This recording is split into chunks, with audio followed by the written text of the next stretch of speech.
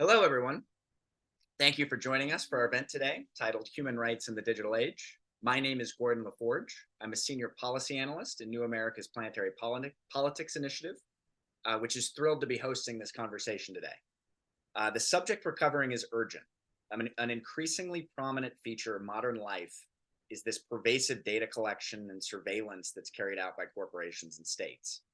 It feels mundane and familiar, and I think that's because in part it's creeped gradually into our lives. I always think that if you were living in 1993 and then you suddenly time traveled forward to 2023, you would be appalled and outraged by just how pervasive it is and how privacy, autonomy, and dignity are all being undermined by this system of big data collection, surveillance capitalism. Planetary Politics has performed research into some of these issues that we've captured in a landscaping report called Governing the Digital Future. You can check it out on our website. And the other impetus for our event today is the release of a new book titled We the Data by Wendy Wong, one of our speakers. Wendy is professor of political science and principals research chair at the University of British Columbia, Okanagan. We are also joined by Michael Zelenko, the executive editor of Rest of World, which is a truly excellent online publication that covers the impacts of technology around the world, especially outside of the Western bubble. If you don't read it, I strongly suggest that you start. And last, but certainly not least, who will be jumping on in one moment, is Bulelani Jili, who is a meta-research PhD fellow at Harvard University and a prolific researcher and writer on Africa-China relations, cybersecurity, and surveillance, as well as internet policy and other subjects. So I want to thank you all again for being here. How we're going to proceed is we're going to start by turning it over to Wendy. She's going to talk about her book to kind of set up the conversation, introduce all the issues in it. We'll then turn over to Michael and Bulelani to give their thoughts and reactions to what Wendy says. And then we'll just proceed with some questions in a conversation that I will prompt some questions. And then at the end, we'll turn it over to the audience for their questions. Welcome, Bulelani. We've just finished up our introductions to join. Throughout the event, everyone in the audience, I encourage you to send your questions at any time using the function that you have on your screen. We only have an hour for this event today, so let's jump right in. Wendy, please take it away. I want to thank Gordon and Gila Russell for setting up this event, and also to Bulelani and Michael. I'm really looking forward to hearing what you have to say, and also our conversation around these really important issues that Gordon was raising. So I'm a political scientist, but in this talk, I really think I'm trying, and in the book, I'm trying to engage more than just my own discipline here. In fact, the book is written really with a interdisciplinary and policy-oriented stance. It's a book that's recently been published by MIT Press. It is the same name as this talk, which is We the Data, Human Rights in the Digital Age. And in that book, the broad question I'm really trying to ask, I think at the very top level, is why is it important to talk about tech through the lens of human rights and vice versa? So this is a project, just to give you a bit of context. It actually came around right when the pandemic hit, like right just a few months before. And what really enabled me to think this project through quite a bit was the fact that, like everybody else, I and my family were suddenly thrust into this world of digital interactions where we would have ordinarily done face-to-face interactions and work and all sorts of things that would have taken place in person all of a sudden had to be on digital platforms. And so it gave me a great reflection point and sort of a live play-by-play of how pervasive digital technologies are and how much of our lives have actually changed because of them. And also how much our lives have become data as a result of the pervasiveness of digital technologies. So this is a book about AI and human rights that approaches it through the lens of data about people, data from all of us. And so in the short time we have today, I'm going to be giving a very broad overview of the book in anticipation for what I think is going to be a great conversation. So I like to start at the intersection of Amazon.com, basketball legend Shaquille O'Neal, and the reality TV show Shark Tank to talk about data and human rights, which I know is not exactly where most people start, but it is where I start because I wanted to talk about the Ring doorbell. And this is actually where these three entities come together. So Amazon.com owns the Ring company, which was initially featured on Shark Tank and whose fortunes turned around were turned around by, among other things, Shaq's willing endorsement in a series of commercials. So I'm sure many people here today have encountered Ring or other video doorbells with names like Google Nest or Arlo or Blink, another Amazon company. You may own one. About 16% of American households do, and numbers will have changed since then because of the pandemic sales surge, especially here in North America. So the Ring, like other video doorbells, really offers people the ability to monitor and record the area around their doors or wherever they decide to place these doorbells. And they create audio and visual recordings, and there's a two-way mic so people can talk to whoever's standing there in front of the Ring. And it's really handy too because you can link a bunch of Ring products together. They sell lights and they sell other cameras, really being able to link a system around your property for security. And so, what this really effectively does is it changes the ability of the terms of who surveys. And so I think in the current contemporary age, we might be accustomed to, we might have started not even seeing things like closed circuit TV monitoring in public spaces by government or by private entities, let's say in a mall, right? We're sort of used to seeing cameras. But I think Ring Products takes it to the next level, right? So these are now surveillance products that are on people's private homes, but face public spaces. So we're talking about streets, right? Where people walk and drive and otherwise go through their daily lives. And so, voices and images are being captured on Ring snippets, which then creates audio and visual data for analysis. And actually, Ring Company has gotten into some controversy for agreements it has with law enforcement, about thousands of law enforcement agencies to share Ring camera data without the knowledge or consent of the actual owners of the device that collected those data. So there's some controversy there. And also, if by merit of a paid subscription, people who own doorbells or other Ring devices can download video and audio that are captured through their devices. Sometimes these things work in unanticipated ways, of course, as many of these things do. There have been a number of high-profile documented cases where hackers have actually hijacked the camera and two-way microphones on these devices to harass the elderly, to stalk children, or otherwise unsuspecting users of these products. And I think more generally, we as pedestrians or as drivers who are going about our everyday lives, we're probably unaware of these devices as we move through neighborhoods. We're definitely not consenting to our activities, however mundane or harmless, being captured on Ring. And also, doorbell owners are not always consenting to how the footage is being used from their devices. And I would say that practically speaking, because of the Ring's functions, it's actually quite difficult to obtain consent for all of these different capacities that just one kind of device can have. And the Ring is just one of many what we call smart, quote unquote, objects recording and sharing data about us with various entities, be they corporate or government, because these entities have an interest in collecting data from people about our activities. And these days, I think we hear a lot about data from people, data about our activities. We're often confronted with news about how companies are using data in ways we find troubling. So, either tracking our behavior across the internet or even, sometimes we can serve as free fodder for generative AI like ChatGPT. And perhaps there's also a feeling among many people, we can't help but fall victim to these incidents because of how our lives are structured and organized around smartphones and other internet-linked devices to conduct our day-to-day activities. So we engage with digital technologies whether we like it or not.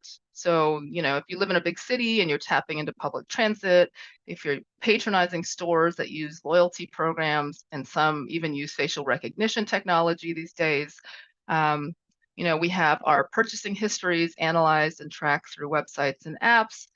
And those are just some of the ways. And even today, the medium of our interaction today is the Zoom platform, right? It's a digital meeting platform. In a lot of ways, then, our lives are datafied, which is to say that behaviors that are revealing of our innermost thoughts and personal activities have become digital data. Another way we might say this is that a big part of our lives have been made into data. And I think it's important to flag here that we are often told that when we think about datafication, when we think about data, that data are valuable because they're commodities, right? Something to be bought and sold, like oil. Or we're told data are byproducts. They're dust or detritus or exhaust. And we're told often that we're the product if we're not paying.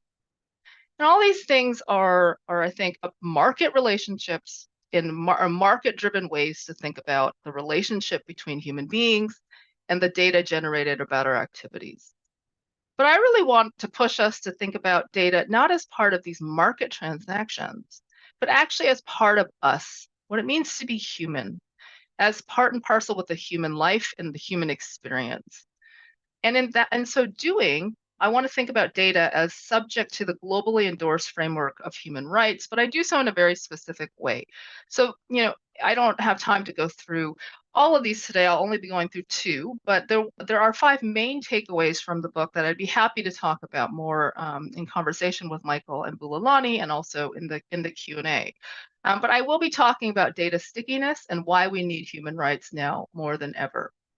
So, when I talk about data stickiness, I'm really talking about data as though it's gum sticking on the bottom of your shoe. So we've all had this experience of unknowingly stepping on some gum and getting it really stuck on your shoe, and it's really hard to take it off. So similarly, we can think about data generation, the creation of data around our activities, kind of like this process where it's relatively easy and seamless to have data created about your activities and your choices, but it's actually very difficult to often we don't know that it's being done, which makes it different from gum. But in the same way that gum is sticky like data, it's that once created, data are pretty hard to get rid of. So let me explain why that is through four different dimensions. So one thing I will say before I get to those dimensions is that we all know that digital data are easily copied and transferred. That's what makes them valuable. That's what makes them useful for us. And so that's not the reason why they're sticky, because there are four other ways in which data about people, the process of datafication, is actually quite sticky. And the first is that the great majority of the data being taken about people's activities are quite mundane. They're not extraordinary. They're not really remarkable and so not notable. So you think about the types of data that are collected on a routine basis about your life.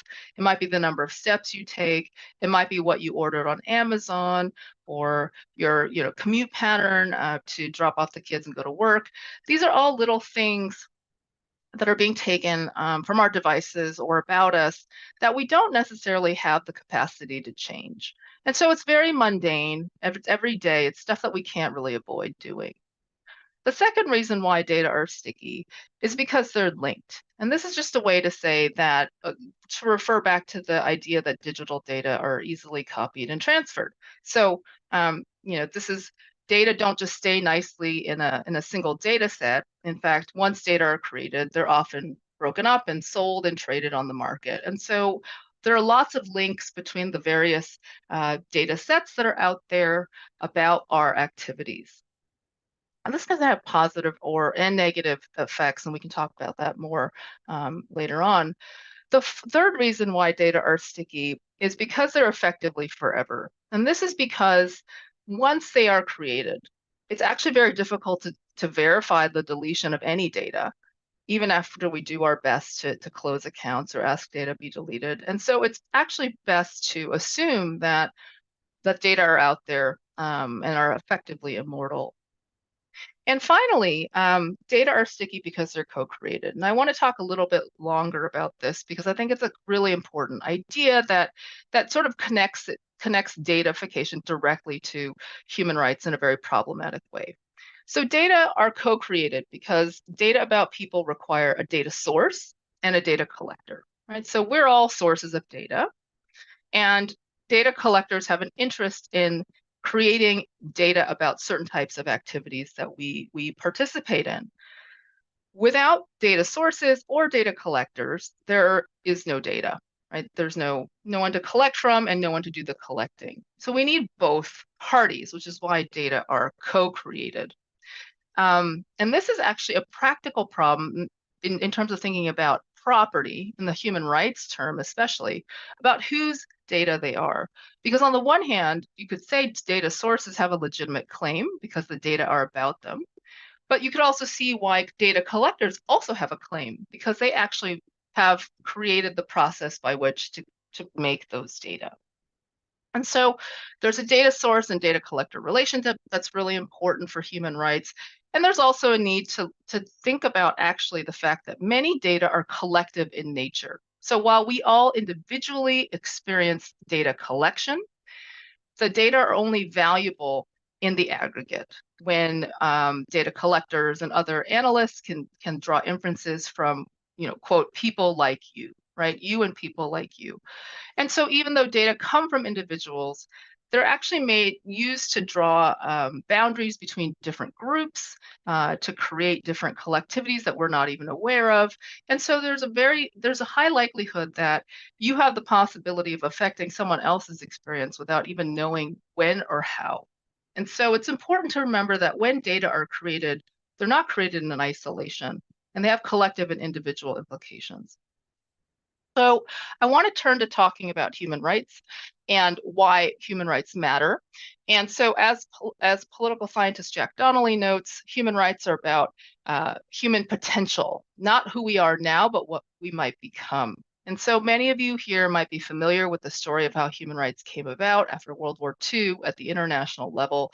And the big document that came out of this was, of course, the Universal Declaration of Human Rights in 1948, which set up 30 articles that established international human rights as universal, unconditional, and interdependent. And human rights are also entitlements that states are responsible for providing or protecting. And so some of the big examples that many people are familiar with in terms of human rights are freedom of expression, freedom from torture, but there's also the right to education, the right to choose a marriage partner, the right to a fair trial. And there are lots of different documents that protect human rights now at the UN level and at the regional level. I don't want to get into that because I actually think what's important is to think about the logic of the UDHR. And so there was a logic that the framers of the UDHR came to the table with after negotiating for years over what was important. And, they came to this idea that human rights in the UDHR fit into what was called a portico. And this portico is like a Greek temple. There's a rationale for the different types of rights that are listed. And they came up with rough categories for how to think about human rights and how to think about the collective human rights project in the roof of this building. And so there's a real way to think about how things fit together, even though they're, freedom of expression and the right to choose a marriage partner are actually quite different types of rights, but they all fit in the same document.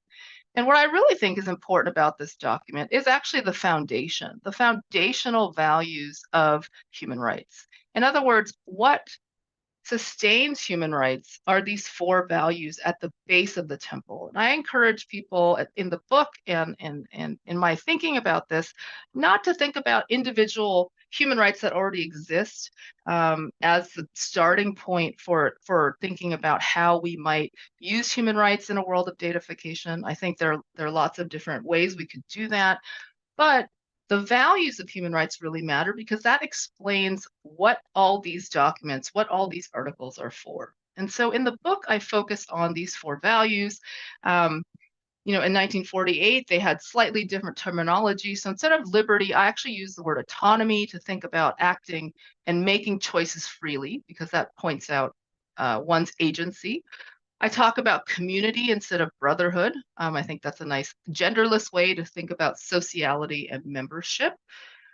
And I also focus on dignity, which is about the worth of a person in terms of how they feel and how they're treated. And finally, equality is also about this idea of a desire to be treated without discrimination in accordance to a common baseline that we all share.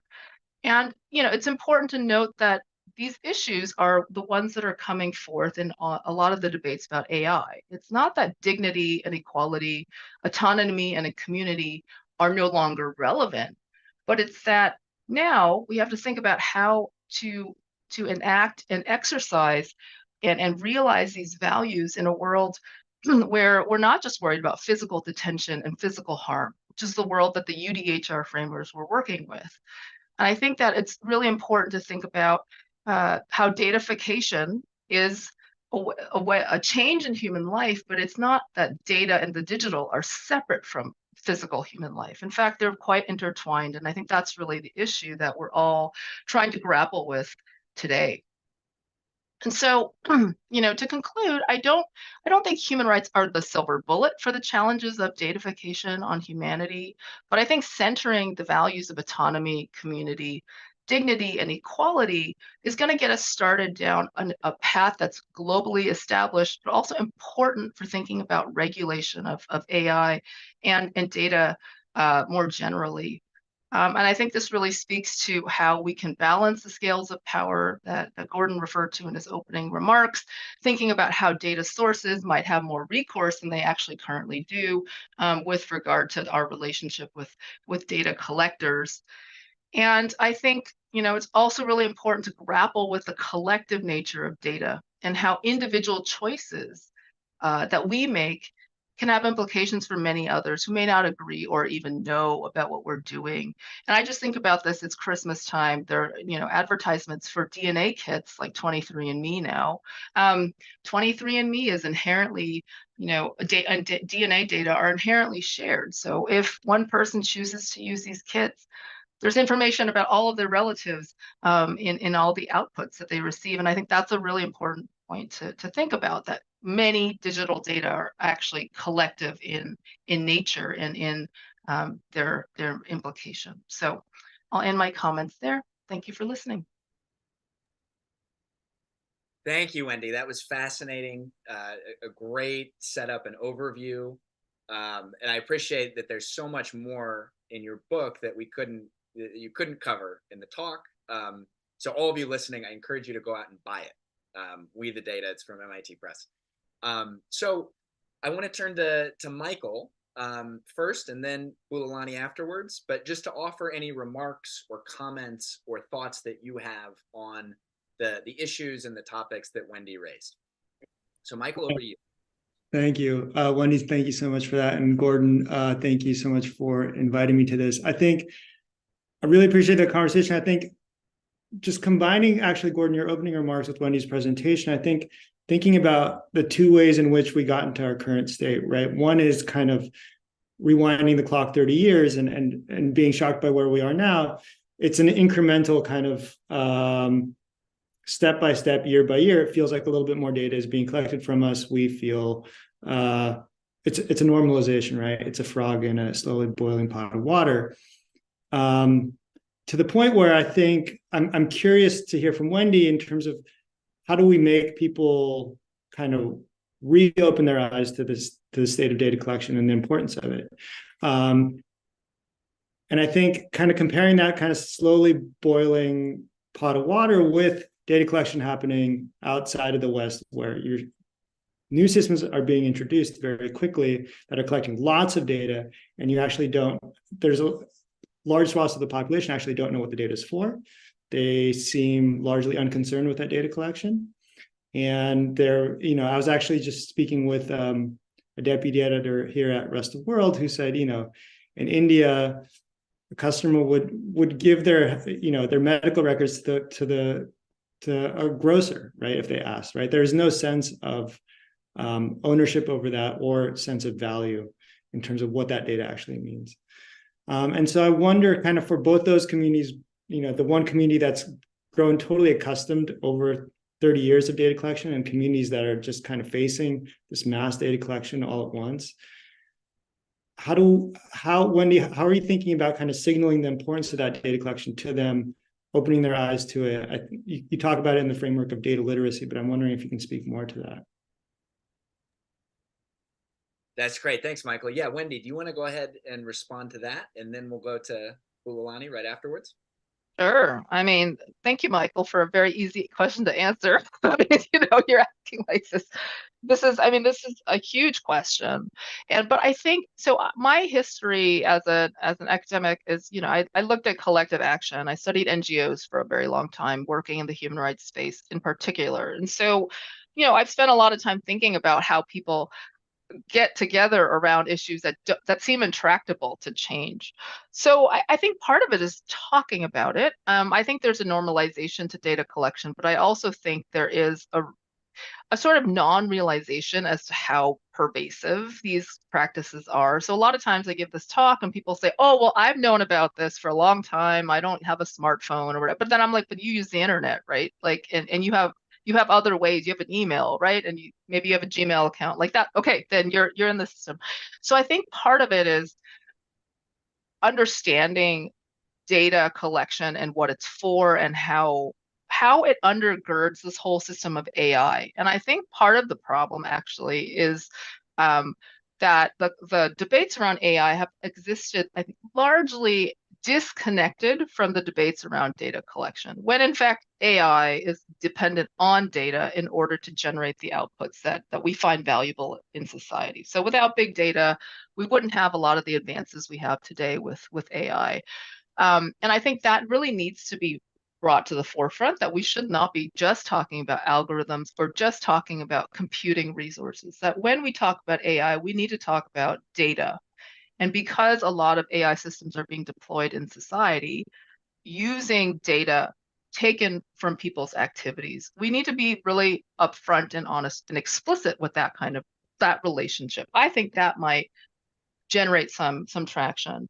But you did mention data literacy. That is something that I usually do talk about with this book, because I think one of the things when I got to the end of the book, I realized is that a lot of people don't, when they hear the word data, it's, either people are intimidated by it or they haven't had experience working with it, with data. And as a social scientist, I have a lot of experience working with data about people taken directly from research subjects. And so I think this is something I've thought about a lot. And it's also something I think is really important for this idea of data literacy. So it's not about making everyone a data scientist or forcing them to, become computer scientists working with lots and lots of data. I think the idea is just really getting people to understand the choices behind data creation, and that data collection and analysis involves a lot of different choices about the types of things we look at, the populations we're collecting from, the methods we use to collect those data, how we understand, certain types of indicators to symbolize some quality about a human being that, that is not a direct observation of someone's thinking, but maybe is an indication, right?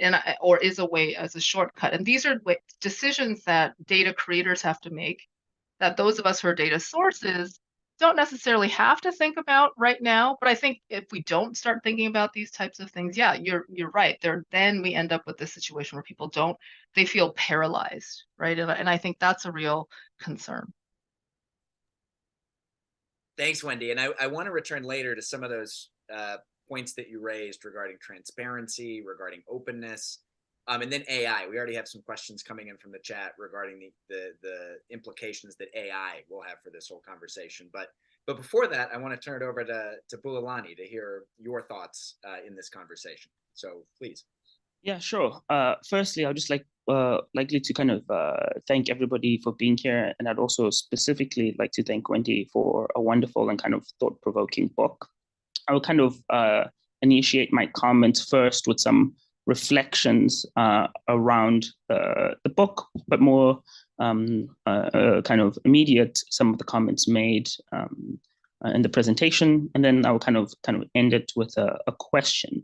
One thing that I'd say, firstly, two things that I thought were quite significant is really the kind of scholarly and then kind of scholarly and public contribution that the book makes. At one level, it's really about problematizing technical artifacts and how they are traditionally offered to the general public as a solve for traditional problems like security. So, for example, the surveillance camera, where it is a commodity that then is made exchangeable in markets, that then is presented to larger publics as a means to solve an obviously challenging and intimately felt problem around security. And so in kind of re-examining this kind of technical solve for traditional problems, we're both being asked to reconsider our relationship with technologies as, in effect, not functional instruments, but really as political and cultural and social artifacts. And then we're also then asked to think a bit about the data that those technologies rely on to offer us the solve or to offer us the solution to our challenges. And so in many ways, it's kind of an intervention that asks several questions about us, but also several questions about the technical artifact. And to me, one particular question that I think I had right afterwards was, what is really the kind of conceptual distance between identification and commodification? And how are they possibly interchangeable, but also how are they possibly different?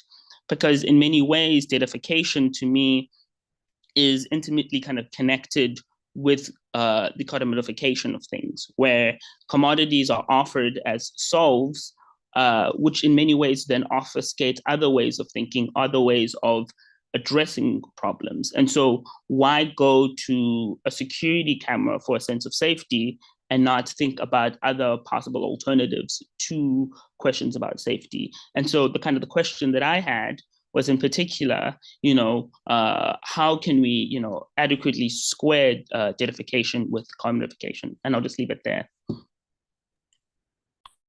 That is a very insightful and deep question. And Wendy, I wonder if you have any thoughts about that. And then Michael, also, if you have any reactions to that, go for it.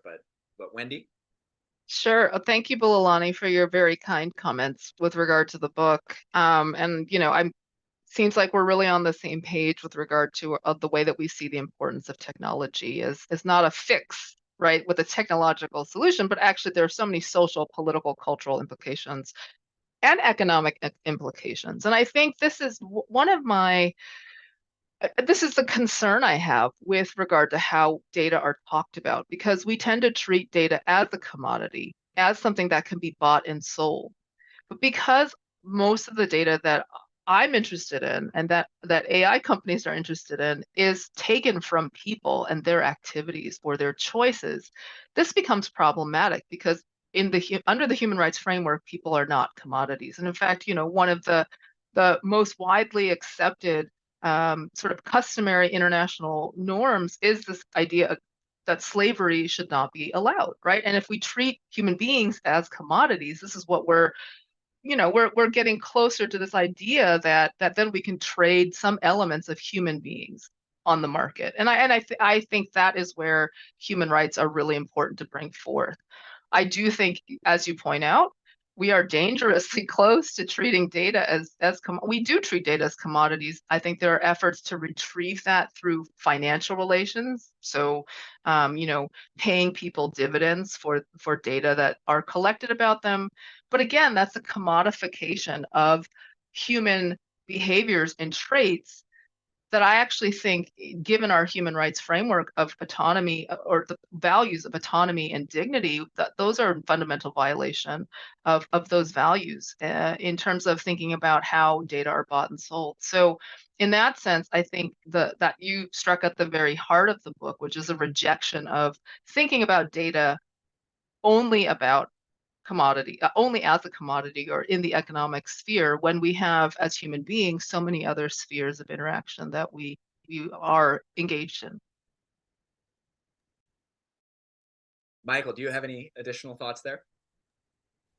I don't. I mean, I think it's a really interesting conversation. I think the other kind of framework I wonder when we're talking about data is through like a political lens in terms of data collected not necessarily by corporations but by government bodies, and how that data is then transformed into kind of political power.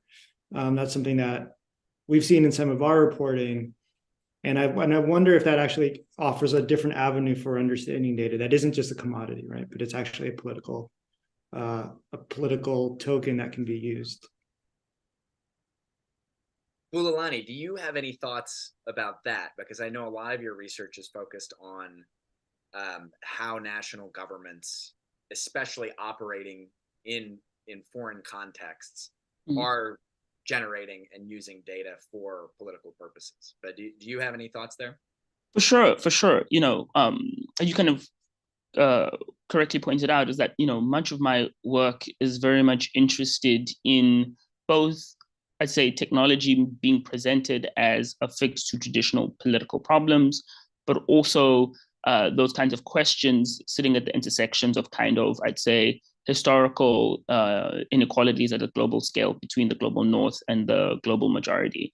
And in particular, I'm actually working now on a project that looks into offering us a genealogical account of the construction of the technological fix to economic inequalities that were kind of earmarked at the end of the colonial encounter. So kind of the colonial encounter. Here, I'm specifically thinking about the kind of the 20th century kind of colonial, the end of the colonial moment, and how kind of the World Bank and other kind of stakeholders constructed ICT infrastructure projects, so kind of telecommunication infrastructure, as a way to pursue development, i.e., as a way to kind of address inequalities during, the colonial moment, but then afterwards. And what is particularly interesting is trying then to figure out, one, whether or not these kind of technologies offer the promise of development, then while simultaneously also then thinking about, well, what are the limitations of development, particularly a development that is kind of neoclassical in orientation, i.e. that like the market is the basis to offer solutions.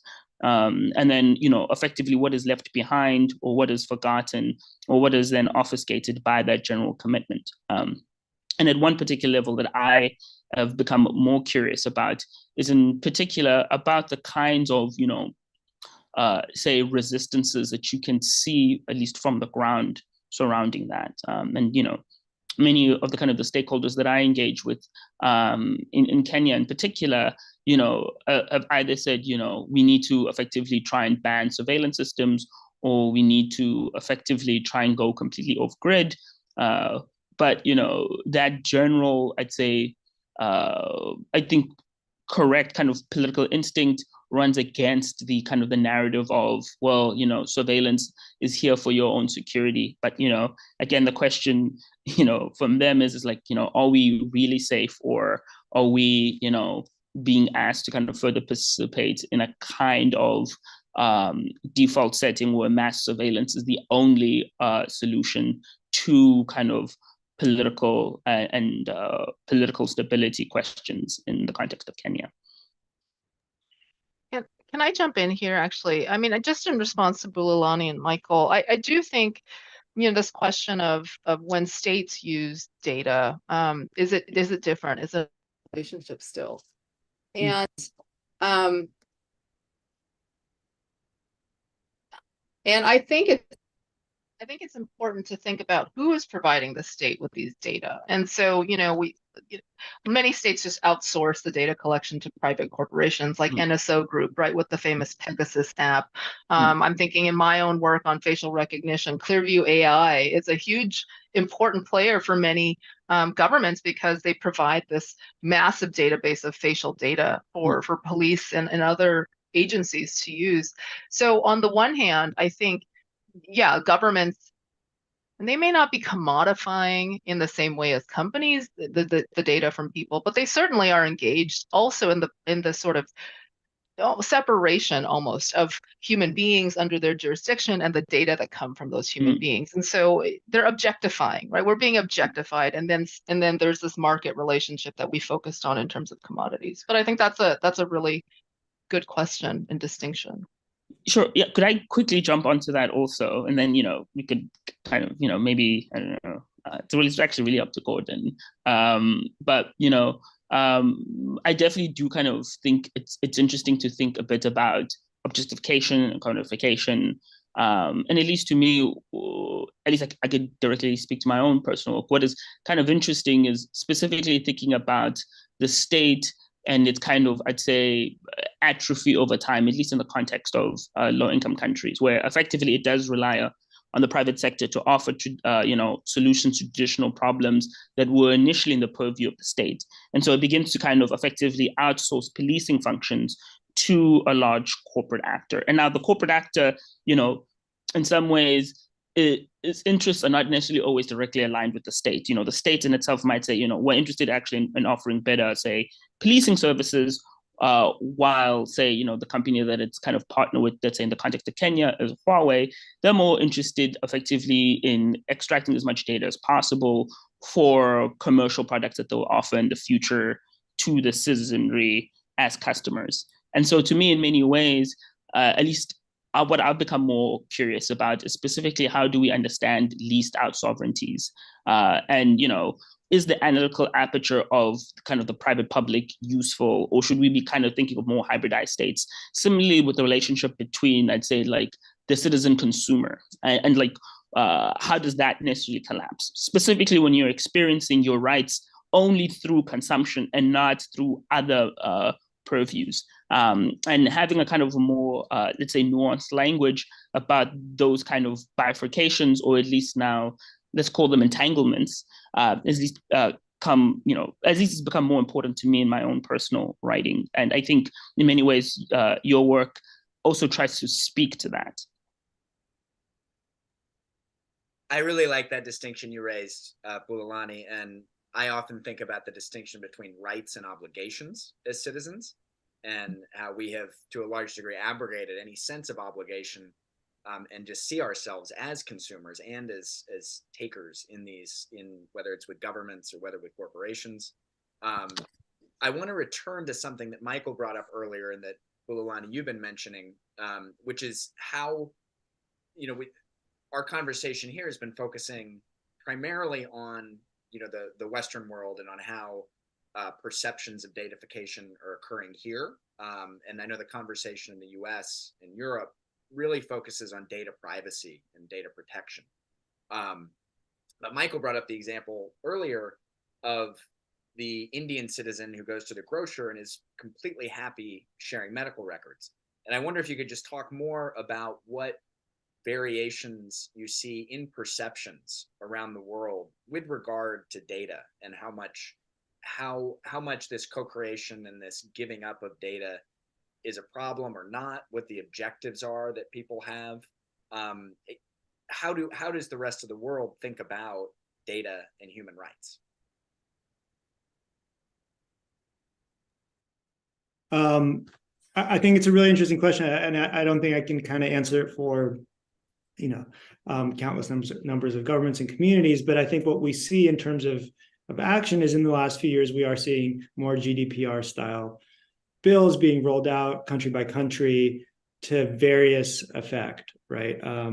Oftentimes these are bills that govern what data can be shared across international boundaries, across different organizations, and you are seeing real progress there. I think to take a little bit more of a critical lens to it, I think the question is often about enforcement. How many of these laws are actually enforced? And then there's certainly kind of like a data literacy component in terms of how important are these laws to the populations there, to the actual populations there, right? If they're unaware of them, if they care about them. And then also, why are these laws being put in effect, right? So one is kind of good governance, dictating how data is transferred. I think two is for a lot of what we're seeing is it's a way for a political body to leverage power over a large tech company that they may otherwise have no control over, right? And it can be seen, it can be viewed kind of in the public space as asserting power, right? Whether or not that power is actually put into action is a different question. And so a lot of these laws are just coming into effect in the last 2 to 3 years. So I think it's very early to say how it's going to play out. It's certainly a kind of a fractured legislative framework where it's going to create huge headaches for companies who have to navigate country by country. But I do want to pair that with this conversation about kind of data collection and legislation is, while we are seeing more and more government oversight in terms of how this data is shared, at the same time, we're also seeing governments collect more and more data on their citizens. And a lot of times that data is not stored in very safe ways, and that data ends up being leaked. And so it's kind of a hand-in-hand parallel process where we're seeing this almost, I don't want to call it performative because I think it's really valuable, this kind of legislation of how data is shared by private parties. I think it's super valuable, but at the same time, you're also seeing government bodies collecting mass troves of data, not really governing themselves and actually exposing that data in really unsafe and harmful ways. So it's an interesting moment where you're kind of seeing both things happen at once. That's great. Thanks, Michael. Bulelani or Wendy, do you have any reactions to that? I mean, very quickly for me, I just want to say, you know, I think that you're absolutely right, Michael. I mean, this is part of the issue. And I think part of the problem with GDPR-like documents is that they presume data ought to be collected, and then we have to do something about it, keep it safe. And I think using a human rights lens, we can actually eliminate some types of data collection and maybe outlaw certain types of data that are too revealing of people. And I should just really quickly also say that GDPR style regulations differentiate between identifiable and de-identifiable or anonymized data. And there's so much data out there now that effectively this distinction is no longer protecting anybody. And so, you know, we find ourselves in so many data sets, even if it's missing an identifier, people can cross-reference across data to re-identify who we are if they so chose to do so. So that's really a problem with a lot of the legislation out there. Yeah, at least what I can kind of say to this is that, like, at least in my own personal work, but also in some of the advocacy that I've been engaging with, what is particularly striking to me is the general presumption that somehow instruments like GDPR that have a kind of a privacy approach presume that somehow privacy can be the linchpin that holds other rights together. And that general prejudgment to me, while simultaneously prioritizes privacy precisely so that way it can manage the further collection of human data. And in many ways, the underlying general prejudgment of that is that more data is better than no data, or that more data is also in line with commercial interests, and therefore it must take priority against other kinds of interests. And so to me, that general kind of prejudgment surrounding privacy simply just has to be further problematized, particularly in terms of how it doesn't necessarily allow for other kinds of rights to be prioritized.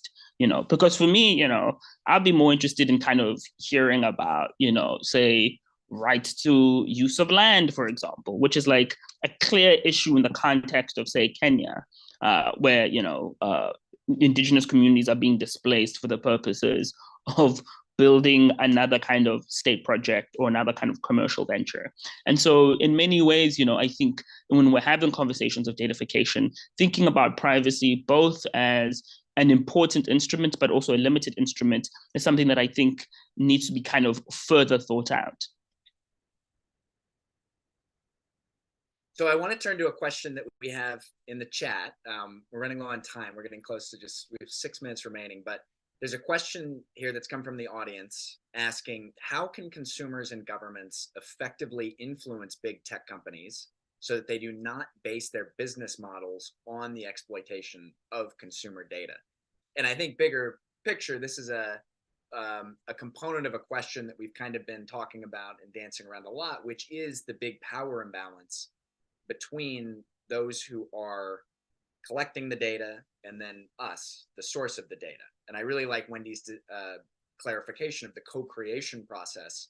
But as she notes, and as this question speaks to, there's a big imbalance in the amount of power one party has versus the other. So first I'll ask Wendy, how do you think of that question very concretely? How can consumers and governments influence the business models of these big tech companies? Yeah, I mean, I think it's a pretty long slog, but I also think just in sort of talking about the book to various audiences, one thing that I do think is not been part of the legislator's toolkit is incentive. So there's a lot of punishment when big tech companies do something bad, when they don't share their data that they have, or they don't take down content quickly enough, they get fined. I think one other way we could push companies to do better actually is to incentivize them, right? So there's a growing idea about data minimization, which is the idea that you don't collect the data you could possibly collect, you collect the data you need for your specific purposes. Why not incentivize companies to develop a process around that or develop business models around data minimization? I mean, the US has done this around EVs and encouraging car makers to create more EVs as opposed to internal combustion engines. I don't see why we can't do this sort of similar incentivization with regard to AI companies to get them to do better, to respect human rights. And Bulelani, I cannot agree with you more about this excessive focus on privacy at the expense of other rights. Or privacy is just one of many, many rights we have. It's an important one, but it's not the only one that's affected by datafication. And I would say some conversations are actually being hijacked because they've become excessively about privacy, something like facial recognition, and not about dignity or autonomy, which I think are really what's at stake here with regard to facial data.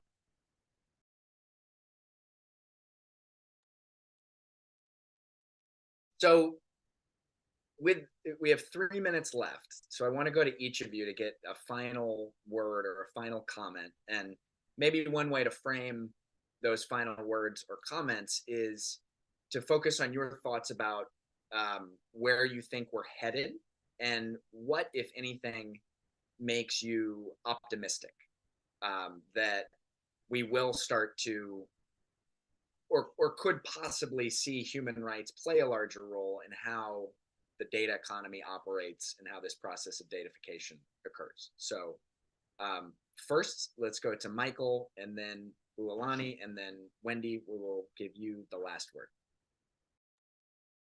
Thank you, and thanks again for having me. I think optimism is sometimes hard to come by, but I will say that even though I can be critical, I do think this turn towards legislation it's a first step, right? It's a reckoning with the fact that it does need to be governed, that it needs to be dealt with in a serious way, that it's a conversation that needs to happen.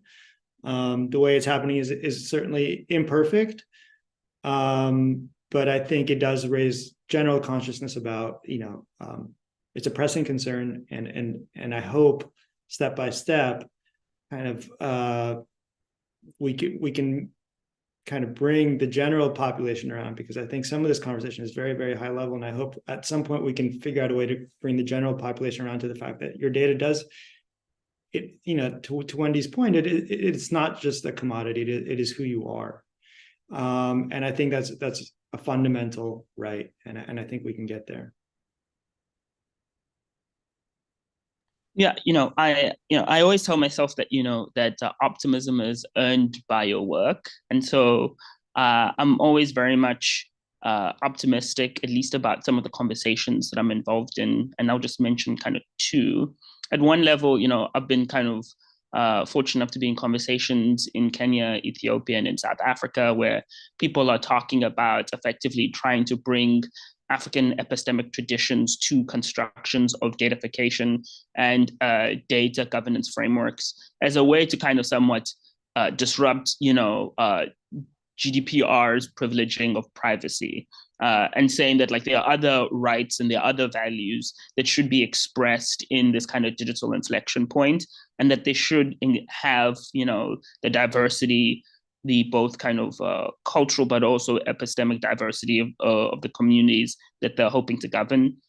And then another one is really around like, again, like getting beyond this, at least in my work and in my communities, of this kind of bifurcational line between it's either you give me your data or you get no service. And people are starting to realize that's like a false kind of choice model, that like you actively have to disrupt that to offer a really other ways of engaging both with data, but also with the possibilities of people getting the services that they actually really need. Yeah, and I think, just to add to what's already been said, I think what gives me optimism in a space where it is often difficult to be optimistic is this conversation, this talk with Bulelani and Michael, and thinking about the things that they're doing, right? And there's no one fix for this. I think it's realizing how important data sources are to the creation of AI and data. I think in the book I talk about as data stakeholdership, that we're not subjects, we're stakeholders. And I think that word has come up out of other people's mouths today too. But I think what gives me hope is that just disrupting this narrative that AI is for good, that AI will improve humanity, that data are necessary for the functioning of our society and going forward. I mean, the fact is, not all data are necessary for improving social outcomes. And so I think it's really incumbent on all of us to really engage in that conversation of what we want to do, what types of things we want to give up, what types of things we want to take advantage of, and hopefully we can have a conversation about this in multiple contexts so that it's appropriate for all the different societies, all the societies in the world that are affected by AI, which is basically all of us. Thank you, Wendy. That's a great note to end on. I want to thank the audience. Thank you all for joining us today. Thank you, Bulelani. Thank you, Michael. Thank you, Wendy. Everyone, you can go purchase We the Data. Go read Rest of World online, and you can just Google Bulelani and you'll see all the great work that he puts out. But we thank you all for joining us, and have a great day.